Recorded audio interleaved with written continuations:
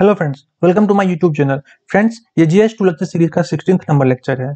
आशा है कि इससे पहले जो भी वीडियोस आए हैं उसको आपने देख लिया होगा और उसके नोट्स भी बना लिए होंगे।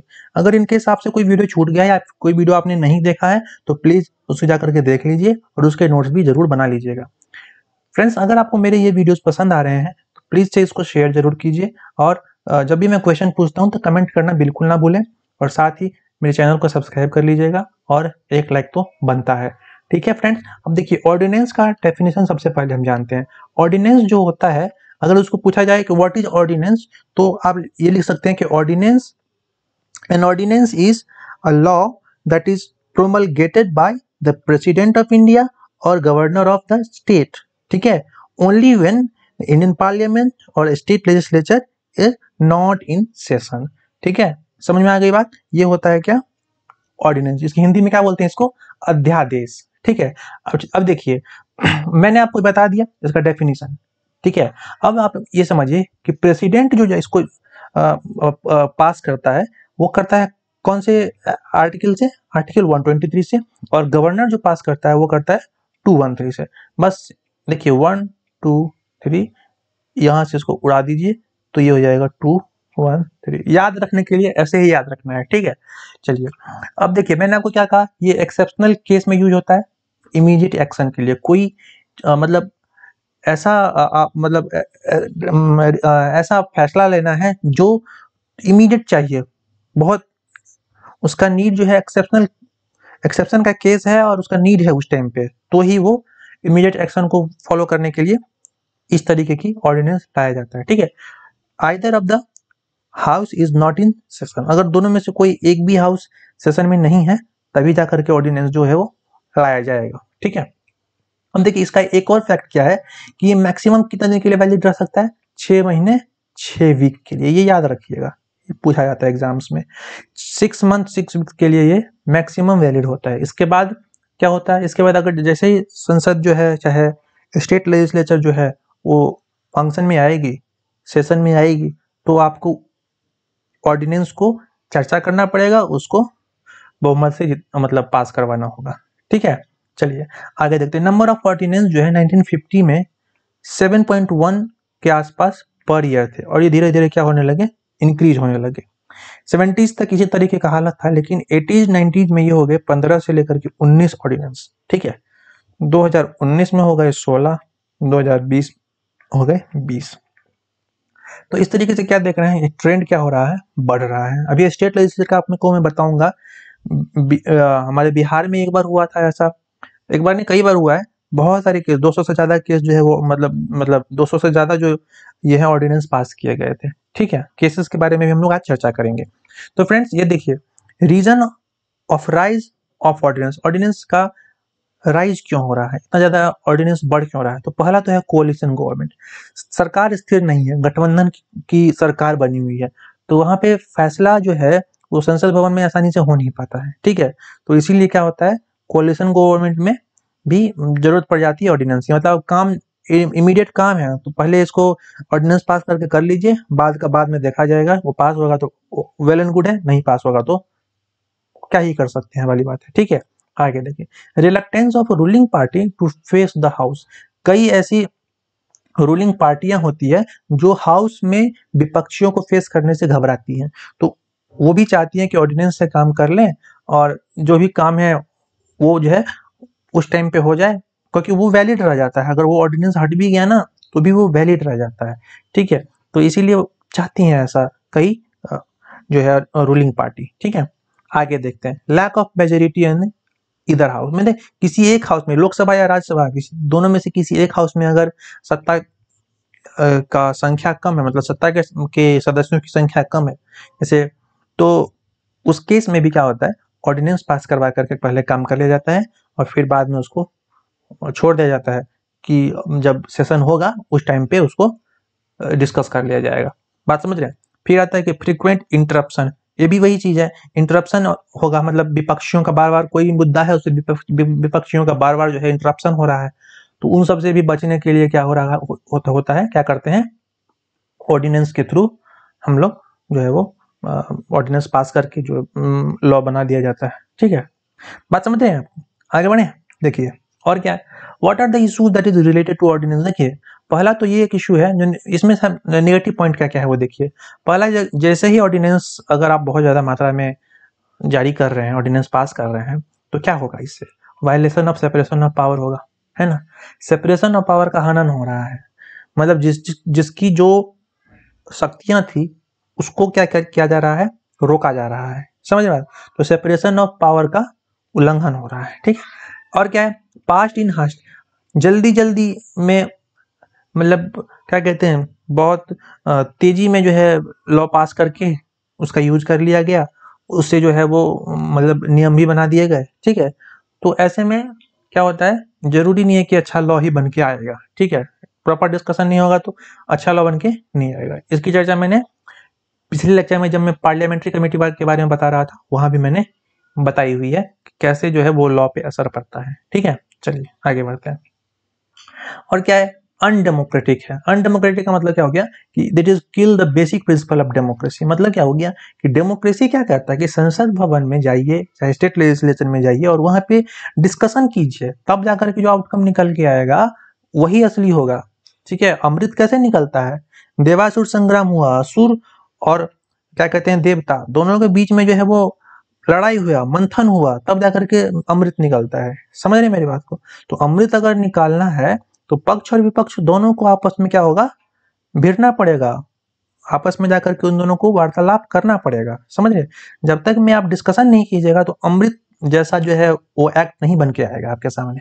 तो ये एक तरीके से अनडेमोक्रेटिक कह दिया गया है इसको। और क्या है, अफेक्टेड द टू अकाउंटेबिलिटी। अब देखिए अकाउंटेबिलिटी को भी अफेक्ट करता है। अब आप समझिए ऑर्डिनेंस जारी करके फटाफट से आप ये कर रहे हैं, एक्ट वगैरह बना दे रहे हैं, तो जिस व्यक्ति की जिम्मेदारी है वो भी उससे भाग जाएगा, समझ रहे हैं। क्योंकि ऑर्डिनेंस मान लीजिए किसी चीज नेगेटिव लॉ को पास करने के लिए बना दिया गया है और फिर तो बाद में मान लीजिए क्रैश हो गया, लेकिन अकाउंटेबिलिटी कौन लेगा उसका, है ना। समझ रहे इस चीज को। तो अकाउंटेबिलिटी को भी ये अफेक्ट करता है। और क्या है, सेंट्रलाइजेज पावर। हाँ, अब एक सत्ता जो है उसी के हाथ में सब कुछ आ गया।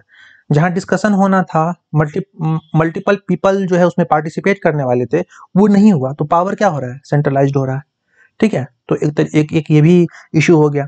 6 नंबर इशू क्या है, destabilises the core principle of constitution. Principle जो है, कोर प्रिंसिपल जो है अपने कॉन्स्टिट्यूशन का, उसको भी अस्थिर कर रहा है, डीस्टेबलाइज कर रहा है, ठीक है। समझ में आपको। ये सब मुद्दा आप लिख लीजिए और इसको बार बार पढ़िए, ऐसे ही याद हो जाएगा, ठीक है। वीडियो पॉज करके नोट्स बनाते चलिएगा। सेवेंथ पॉइंट क्या है इसका, कि it causes the trust deficit in the constitution. Constitution में लोगों का जो विश्वास है वो भी कम धीरे धीरे होता जाएगा, क्योंकि आप सब काम तो ऑर्डिनेंस पास करके कर रहे हैं। आप संसद भवन में या फिर स्टेट लेजिस्लेचर में तो आप कर ही नहीं रहे हैं डिस्कशन, ठीक है। तो कैसे होगा, सब कुछ आप अपने मनमर्जी से कर रहे हैं, तो लोगों का विश्वास तो धीरे धीरे कम होगा ही, है ना। और क्या है, ये देखिए एक इंपॉर्टेंट पॉइंट है, role of opposition get suppressed. Opposition का मतलब ही नहीं रह जाएगा, तब उनका रोल जो है वो क्या हो जाएगा, सप्रेस्ड हो जाएगा। तो ये सब इश्यूज जो है वो आप समझ गए होइएगा। चलिए आगे बढ़ते हैं। अगला जो पॉइंट है वो है cases related to the ordinance. अब देखिए ऑर्डिनेंस से रिलेटेड कुछ केस हैं जो बहुत इंपॉर्टेंट है, उसको आप ध्यान में रखें। मेंस में ये सब लिखिएगा तो ज्यादा नंबर आएगा। देखिए पहला जो केस है वो है RC Cooper versus Union of India का केस, 1917 वाला।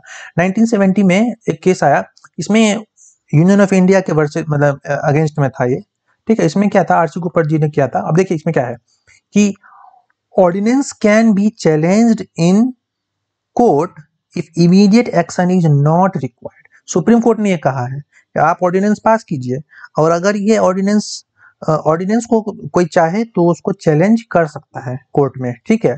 और अगर ये पाया गया कि वो जो ऑर्डिनेंस जो जारी किया गया है वो इमीडिएट एक्शन के लिए नहीं था या मतलब कोई नेगेटिव फायदा उठाने के लिए किया गया, तो उसको क्वेश्चन कर दिया जाएगा। बात समझ रहे हैं, ऐसा भी होता है। तो ऐसा किसने कहा, सुप्रीम कोर्ट ने कहा। और दूसरा क्या कहा सुप्रीम कोर्ट ने, कि it is the way to bypass the discussion in the parliament. Parliament में डिस्कशन ना हो उसके बाईपास करने के लिए, डिस्कशन को बाईपास करने के लिए भी ये जो अख्तियार किया जाता है, ये रास्ता जो है वो अपनाया जाता है, ठीक है। तो ये पहला हो गया।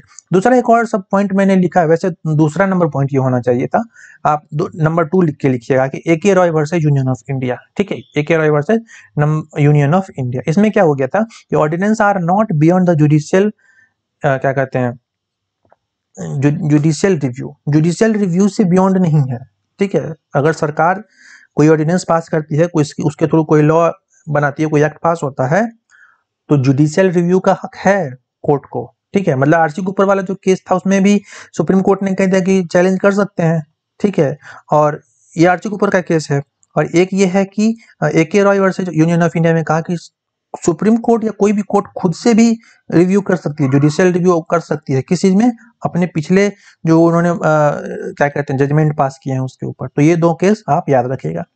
अब इसमें तीसरा केस क्या है, DC Wadhwa versus state of Bihar. मैं इसी की बात कर रहा था। 1987 में ये देखिए 256 केस जो है वो 256 बार जो है ऑर्डिनेंस पास हुआ है 14 साल में, ठीक है।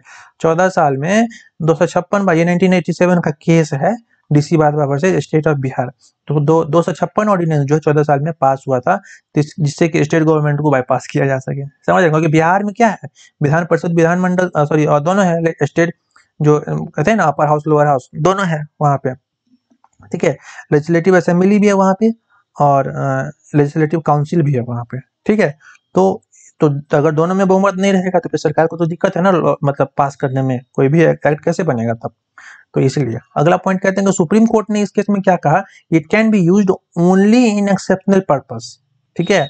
एक्सेप्शनल पर्पस रहेगा तभी आप जो ऑर्डिनेंस को यूज कर सकते हैं। वैसे धड़ल्ले से 200-300 बार आप यूज कर रहे हैं, this is not the right practice, है ना।